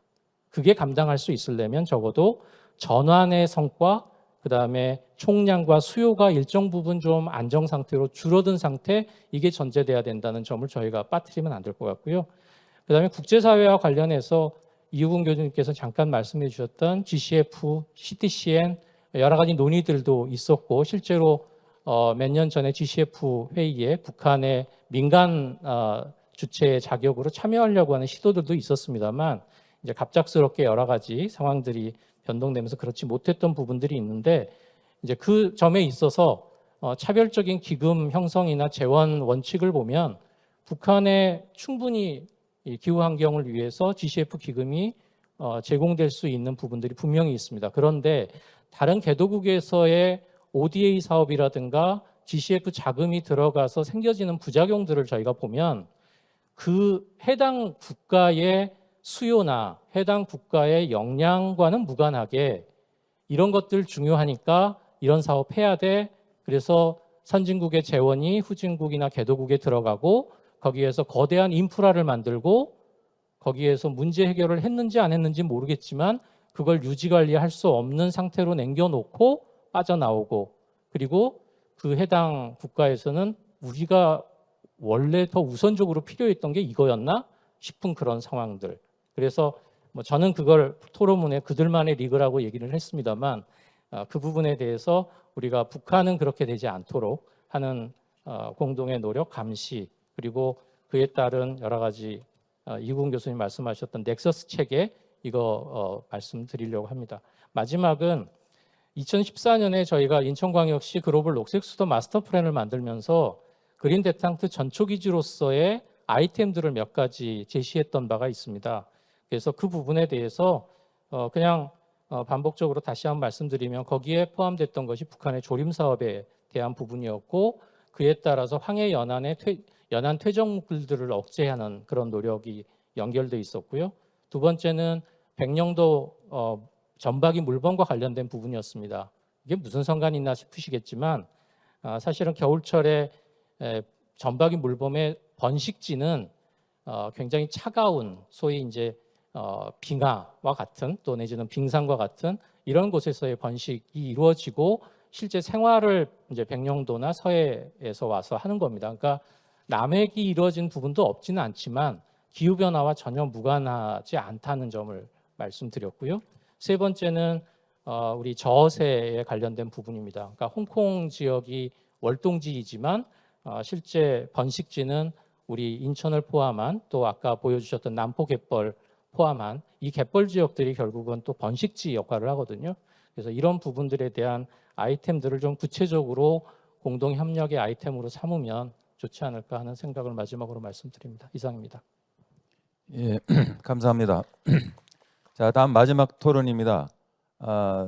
경기연구원의 이종훈 박사님, 지금 경기 북부특별자치도 연구단장을 맡고 계시고 대한지리학회 부회장, 그다음에 경기연구원 창조경제연구 연구부장 이런 등을 역임하셨습니다.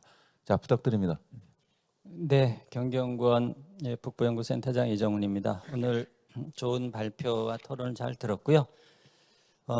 저는 우리 남근우 박사님 발표를 하셨는데 기후학자나 이렇게 환경을 전공하신 게 아니라 그 사회과학을 전공을 하시고 남북협력을 하셨는데 상당히 깊이 있고 다양한 내용을 아주 압축적으로 정리해서 공부를 많이 했습니다. 그 남 박사님 말씀에 대체적으로 다 동의를 하고요.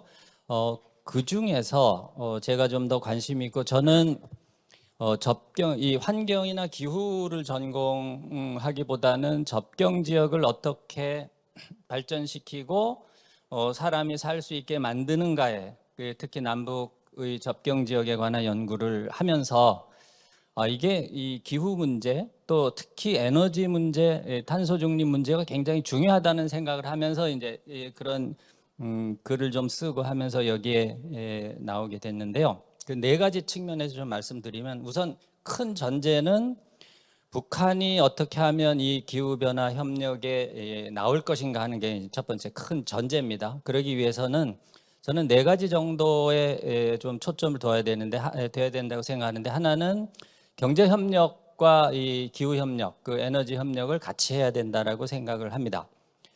그래서 제가 그 이제 토론문에 그 지도를 하나 넣어놨는데요. 실제로 남북 접경 지역에 특히 남 박사님 강조하셨듯이 한강하고 중립 수역이 굉장히 중요하고 황해도, 서해, 연평도, 이 서해오도 지역이 굉장히 중요한 우리 남북 협력이 거점이 될 수 있는데요. 그다음에 이제 경기도에서는 김포, 고양, 파주가 될 수 있는데 이 지역들을 그 산업 협력과 그다음에 스마트 시티 같은 도시 협력으로 할 때 에너지가 상당히 필요합니다. 예를 들면 한 2천만 평 개성공단의 그 원래 계획한 부분들 정도의 규모가 한 2천만 평인데 그 중에서 뭐 일부만 사용하고 있지만요.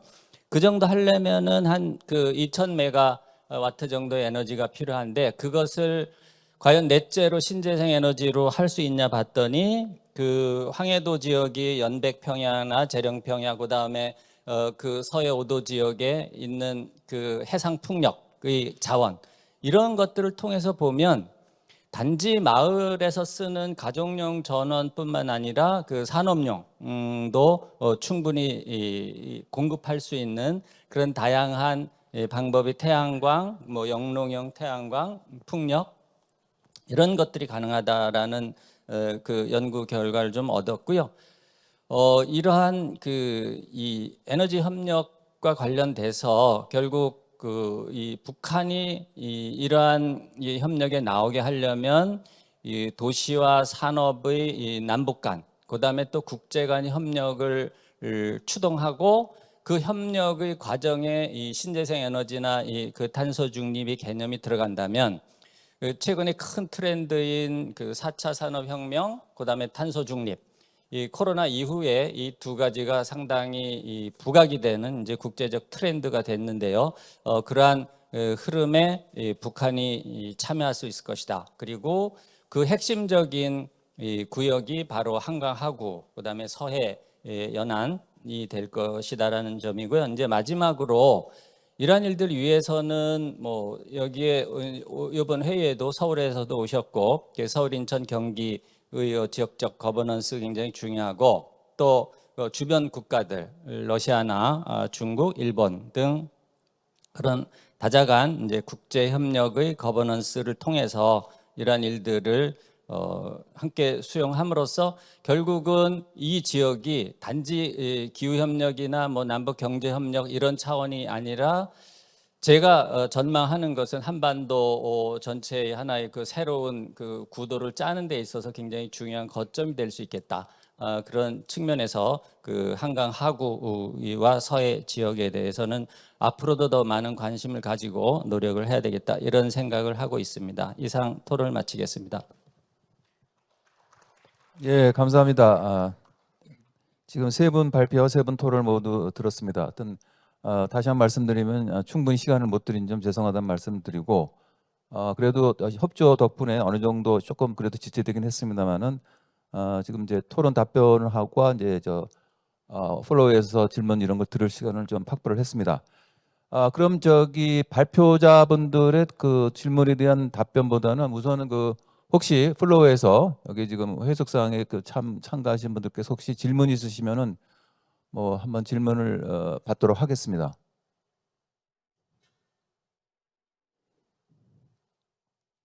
없으신가요? 예, 회의 진행을 협조를 해주시기 위해서 질문이 많은데도 참고 계신 거로 제가 이해를 하도록 하겠습니다.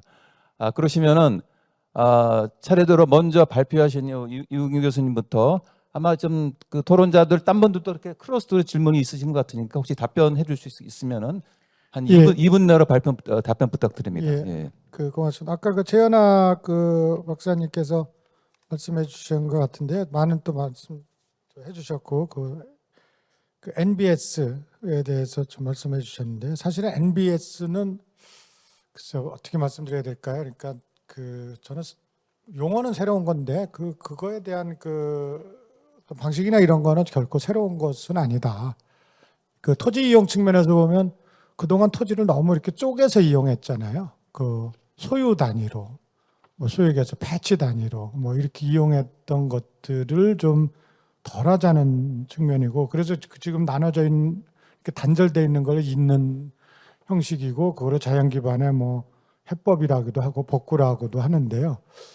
남한에서는 도시 지역에서는 이미 그런 게 심각하고 또 난개발된 지역에서 심각한데, 그럼 제가 이제 북한에서 그거를 말씀드린 이유는 어차피 남한도 그렇고 전 세계적으로도 그렇고 도시에 많이 사는데 이제 우리가 그린 데탕트라고 보면은 도시도 있지만 주로 도시 외에 다른 토지라고 본다면 아까 말씀드린 황해나 죄송합니다. 이런 데로 보면은 넓은 땅을 지금부터라도 좀 넓게 쓰자라는 개념으로 저는 이해를 합니다. 근데 거기에 그러면 남한 같은 경우는 이해 당사자들이 많을 것이고 북한도 있을 텐데 북한의 체계는 제가 잘 그쪽은 모르겠습니다만 넓은 땅을 넓게 쓰면서 고려해야 될 것은 물, 에너지, 그다음에 식량, 그리고 생물 다양성 이런 것들을 다도 고려할 수 있을 테니까 그런 것들을 북한에서의 그린 데탕트를 실현한다든지 어떤 협력화를 할 때 그러한 것을 염두에 두고 그걸 담아서 거기에 어떤 기술이 필요한지를 담고 가야 북한한테 정말로 도움되는 것이 되고 국제적으로도 NBS도 되고, 그렇게 되다 보면 결국은 그 안에 담겨져 있는 하나의 항목들은 식량, 물, 에너지, 생태계 다양성, 기후변화 등은 결국은 SDGs거든요. 그러면 국제사회의 도움을 받거나 명분도 있고 이렇다고 생각이 됩니다. 그래서 그 NBS라는 용어는 굉장히 중요한데 그게 아주 뭐 새롭거나 이런 것은 아니고 제가 이렇게 들여다보면 좀 넓게 쓰자라는 차원으로 이용해서 그 어떤 특구 같은 거를 지정해서 하면 좋지 않을까. 그 중에서도 이제 아까 말씀 황해 같은 경우가 해당될 수 있겠습니다. 예, 감사합니다. 자, 그럼 우리 명수 박사님. 예. 네, MBS 관련해서 좀 얘기가 많이 되고 있는데요. MBS를 사실 강조하는 이유 중에 한 가지는 그 MBS가 좀 소프트한 그런 접근이기 때문에 남북 협력에서 우리가 우선적으로 지금과 같이 좀 이렇게 대화가 단절되고 대북 제재가 있는 측면에서 좀 추진해 볼 수 있는 그런 아이템이 아닌가 해서 하는 측면도 좀 있습니다. 에너지 협력 같은 것이 사실 대단히 시급하기도 한데 그런 부분들은 좀 제재 대상이 되기 때문에 우선적으로 우리가 현실적으로 좀 추진을 한다면은 특별히 큰 국제사회의 그런 구속 없이 할 수 있는 것이 MBS가 될 수 있을 것이다라는 그런 측면도 있고요. 그리고 또 아까 최현아 박사님 지적하신 것처럼 북한이 아직 좀 저개발 상태이기 때문에 자연에 남아있는 곳이 많습니다. 그래서 많은 또 측면은 MBS가 잘 되고 있는 그런 부분들도 분명히 있을 테지만은 좀 이 서해 지역을 우리가 좀 생각해 봤을 때 되게 좀 안타까운 측면이 평안도라든지 황해도 이런 쪽으로 간척이 되게 많이 되고 있어요. 그래서 블루카본이 될 수 있는 그런 지역이 많이 농업 식량 생산 때문에 간척을 많이 했는데 좀 그런 부분이 대단히 안타깝게 좀 느껴지는 부분이 있고요. 아까 종용도 박사님 말씀하신 것처럼 그 철새 도래지 이런 생물 다양성 측면에서 대단히 중요하거든요. 그래서 좀 전반적으로 앞으로 북한이 이제 개방이 언젠가는 개방이 되고 개발의 물결이 들어갈 텐데 그때 난개발이 일어나지 않도록 MBS의 중요성에 대해서 우리가 좀 미리 생각해 두고 생태축이라고 하는 거를 좀 여기는 꼭 지켜야 되는 그런 지역이다라는 걸 좀 정해뒀으면 좋겠고요. 특히 이제 인천하고 같이 맞닿아 있는 이 부분은 블루카본 측면에서도 그렇고 철새 도래지라든지 이런 생물 다양성 측면에서도 대단히 중요하니까는 좀 남북 공감대 이런 것들을 형성을 해서 그런 그 소중한 생물들이 좀 잘 자리를 잡아서 또 그 관광으로도 생태 관광으로도 좀 이어지게 하면은 좋지 않을까. 또 그거는 또 북한이 생태 관광에 대단히 또 관심이 많기도 하거든요. 근데 생태 관광의 소재가 남아 있어야지 생태 관광을 할 수가 있습니다. 그래서 MBS라는 이 기후변화 대응에 이제 해법으로서 많이 제시가 되긴 하지만은 사실은 여러 가지 또 혜택을 줄 수 있는 그런 측면이기 때문에 좀 MBS에 우리가 좀 관심을 가지고 할 수 있는 첫 번째 우선적인 그런 사업으로서 좀 고려해보면 어떨까 하는 그런 말씀을 드리고 싶습니다. 이상입니다. 예, 감사합니다. 그럼 이제 마지막으로 우리 남 박사님. 예. 예, 그 전에 그 조경도 박사님께서 제가 연구 과제를 마치고 이제 심의를 받는 날이었는데 저한테 이런 말씀을 하시더라고요. 남 박사, 그 북한 지역의 탄소 배출량이 우리 인천 지역만큼도 안 돼라는 얘기를 하셨거든요. 그럼 탄소 배출도 많이 이루어지지 않는데 굳이 탄소 협력을 할 필요성이 있나 하는 그런 의구심이 당연히 들 수밖에 없다고 생각이 됩니다. 그런데 북한 두 가지를 생각을 될 것 같아요. 이건 단순하게 남북한 간에 혹은 인천이 중심이 돼서 탄소 중립 협력을 해야 되는 것이 아니라 북한은 그 저개발 지역이다 보니까 기후 위기에 노출이 돼서 매우 취약한 부분은 분명히 존재하는 거거든요. 그런 점에서는 남북이 함께 기후 위기를 극복한다는 점에서는 탄소 중립 협력은 필요하다고 보고요. 그 다음에 아까 우리 이정훈 박사님도 정확하게 저는 지적을 했다고 생각을 하는데요. 남북한 간의 탄소 중립 협력은 그 자체가 목적이 돼서는 안 된다고 보고요. 이건 결국엔 남북한 간의 협력을 모멘텀을 찾는 해법을 마련하는 중에 하나라고 저는 생각이 됩니다. 오전 세션에서도 이정철 선생님께서도 말씀하셨지만은 이제 기능주의적인 방법에 대한 벗어나는 기능주의적인 방법에서 새로운 해법을 모색해야 된다는 이런 부분들을 하셨고요. 또 이를 넘어서는 새로운 프레임을 모색한다든지 어떤 실용적인 정책을 좀 마련해야 되는 상황이 있기 때문에 저는 이 탄소 중립 남북 협력은 우리보다 인천보다도 덜 배출을 하는 북한을 대상으로 탄소 중립이 아니라 한반도 평화를 모색하는 하나의 평화들 중에 하나의 점이 아닐까라는 점에서 필요하다고 생각을 하고요. 이정원 박사님 말씀하셨듯이 당연히 전제 조건은 있을 것 같고요. 이 에너지 재생에너지 협력이라고 하는 것은 어떻게 보면은 경제 협력이라는 부분과도 함께 맞물려 돌아가야 되지 않을까. 당연히 전제 조건은 남북 화해 무드, 그다음에 대북 제재라고 하는 부분이 필요될 것 같고요. 그런 측면에서는 국제사회와 함께 머리를 맞대는 어떤 플랫폼이 필요하지 않을까라고 생각이 됩니다. 네. 예, 감사합니다. 이제 이것으로서 지금 현재까지 세 분 발표와 토론 그리고 또 발표자분들의 거기에 대한 답변 다 끝냈습니다. 그래서 이제 이 세션을 정리할 시간이 됐는데요. 제가 사회자로서 제가 느낀 바를 간단히 말씀드리면 여러분 다 알다시피 지금 우리 남북한이라든가 동북아 상황이 상당히 안보 위기가 지금 고조되는 상황이고 그런 상황에서 과연 이런 어떤 남북한 협력, 특히 이제 환경 협력이 무슨 의미가 있느냐를 질문을 던질 수도 있지만 저는 그럴수록 어떻게 보면 이제 이런 뭔가 교착 상대랄까 그럴 때일수록 어떤 우리가 미래를 대비해서 준비하는 그런 면에서 상당히 의미가 있는 시간이 됐을 거라고 믿고요. 저는 경제학을 하는 사람 입장에서 놓고 보면은 어떤 그 환경 협력이라 이런 것들도 결과적으로는 이제 경제 협력하고 같이 이루어지지 않으면은 그 크게 진전되기 어렵지 않을까 그런 생각을 합니다.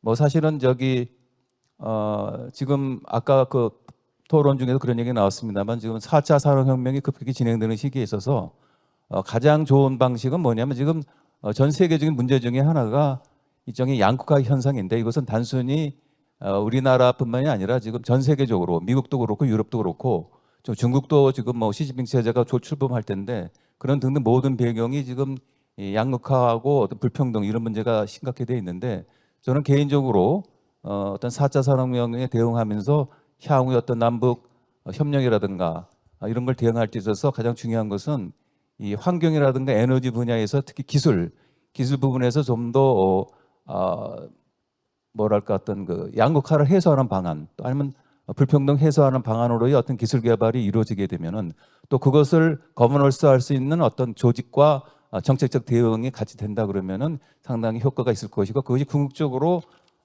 이런 어떤 세계적인 글로벌한 문제를 해소하는 중요한 하나의 그 진전이 될 수 있는 그 기회가 될 거라고 생각을 합니다. 뭐 저도 개인적으로 사실 관심 있는 주제도 많이 나왔고 그래가지고 시간이 있으면 저도 좀 질문 좀 하려고 그랬는데 뭐 시간이 충분치 않았기 때문에 다음 기회로 미루도록 하고요.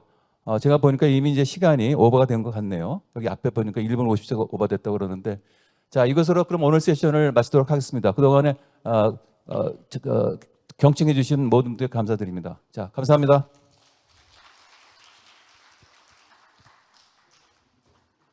네, 제3세션 패널로 고생해주신 여러분들께 진심으로 감사의 말씀을 드리겠습니다. 그러면 단상 정리를 위해서 4시 반까지 잠시 휴식 시간을 갖고 난 후에 제4세션과 제5세션을 동시에 진행하도록 하겠습니다.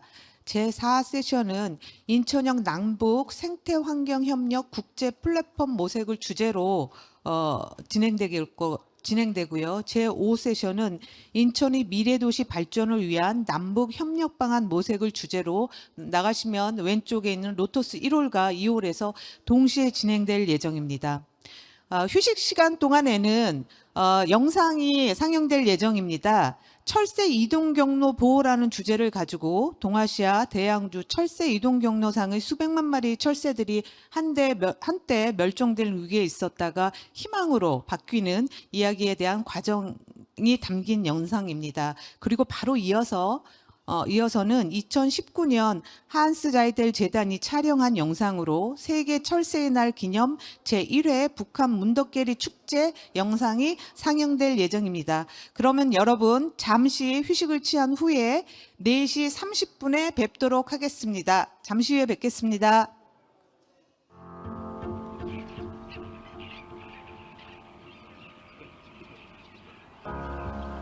Shorebirds are very specialized animals that rely on habitats in different parts of the world. And they have to make this commute. And the commute in the East Asian Oscillation Flyway relies on what happens in the Yellow Sea area.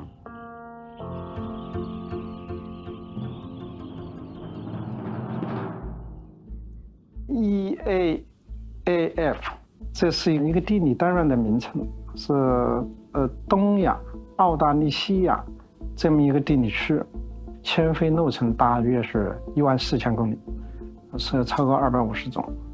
它每年是5000多万只的水鸟在这条路线上迁飞，所以它所代表的是地理区域上的候鸟的高速公路。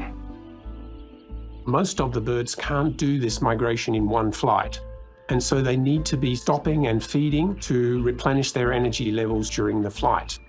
Now, the major hub for the flyway is the Yellow Sea. These tidal flats that you find on the coast of China are among the most extensive in the entire world. There's enormous expanses of mud flats.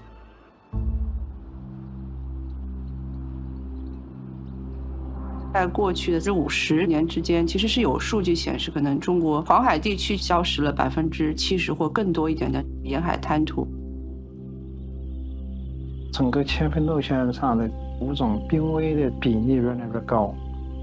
如果我们不采取措施不采取强有力的措施有一系列的物种可能就在近期会走向灭绝。后来也有一些科学家，他们通过卫星地图的分析，去分析一些这些栖息地的消失的一些更确切的、更精准的一些情况。所以当时我们也是看过一些他们的报道，然后也是发现，可能我们所在沿海看到这些鸟类的数量的变化和这些栖息地的变化，可能是有一些关系的。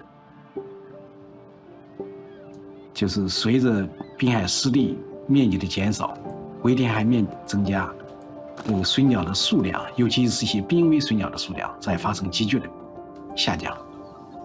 这个关联是非常清楚的。在我们国家准备去做一系列保护行动的时候，我们这些数据其实是作为一个科学支撑给到就是高校里的那些科学家，他们去跟我们国家的一些主管部门去沟通这个事情。我们明确地指出了滨海湿地的减少，甚至特别是围填海对水鸟数量的减少产生了直接影响。我觉得这一点是国家决策的一个非常重要的方面。I still remember the moment when I first found out about the moratorium on reclamation. We all realized how significant this was going to be. 2018年7月，中央出台了关于加强滨海湿地保护和严禁围填海的通知。那这个文件实际上就是把滨海湿地围垦这件事情叫停了。那在我看来，它这个出台是整个中国滨海湿地乃至全球滨海湿地保护的一个关键的一个里程碑，或者一个重要的转折点。Now we can document and talk about recovery of things that are very, very positive for the world and also for China, of course. 在中央政策的这个政策环境之下，像滨海湿地，尤其类似盐城被列入世界自然遗产名录，是一个大好消息，大家都非常受鼓舞。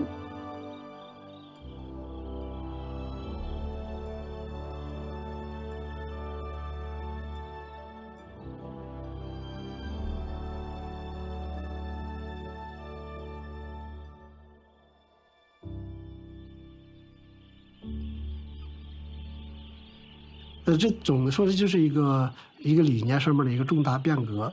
过去的话呢，人们习惯于向海缩地，就是向海来要地开垦，城市化建设呀，或者是工业化的发展呐，但现在这个观念转变了。另外我们经济的增长方式从之前的高速增长到现在的高质量增长也需要这样在关注生态保护。